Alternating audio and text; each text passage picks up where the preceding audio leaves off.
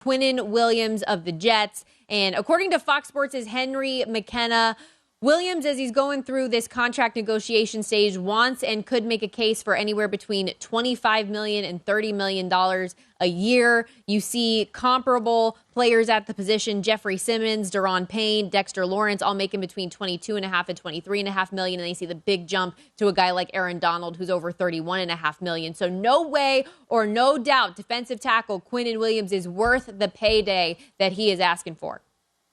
Well, there's no doubt he is worth what he can get.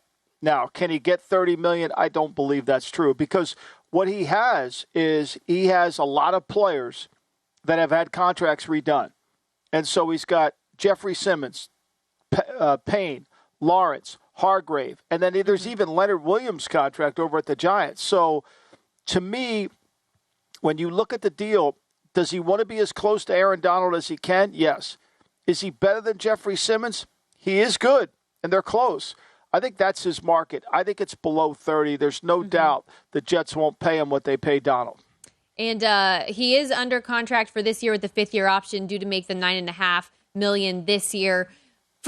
You get fined, obviously, if you miss training camp. If you miss a preseason game, you're under that fifth-year option, losing a game check like you would for the regular season. Do you think that there's potential he could hold out, or is this more of a hold-in situation where he comes? How do you view what happens with him?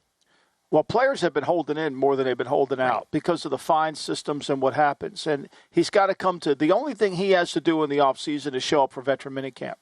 He doesn't have to do any of the OTAs. He doesn't have to do any of the phase 1, 2, 3, whatever phase they're in. So all he's got to do is show up. If he doesn't show up for veteran minicamp, then they can fine him.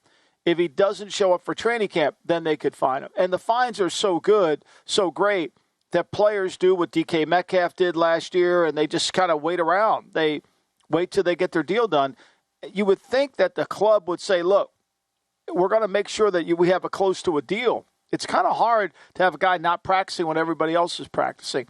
To me, these deals get done because of the other deals that have been done, right? So because Simmons is done, because all these other deals are done, I suspect it will get done. Yeah, and I feel like money-wise, he will be in between. Like, he'll be the second highest paid. I don't think that he's going to get over 30, to your point, but being that 22.5 or 23.5 is 23.5 with Simmons is the next highest mark. I think that he'll get over that, but nowhere close to the Aaron Donald money that he's probably looking for. But for a team in the Jets that is on the cusp of being back in the playoffs and trying to make a run for the Super Bowl, he's obviously a huge part of that. So you want him involved in as much as humanly possible.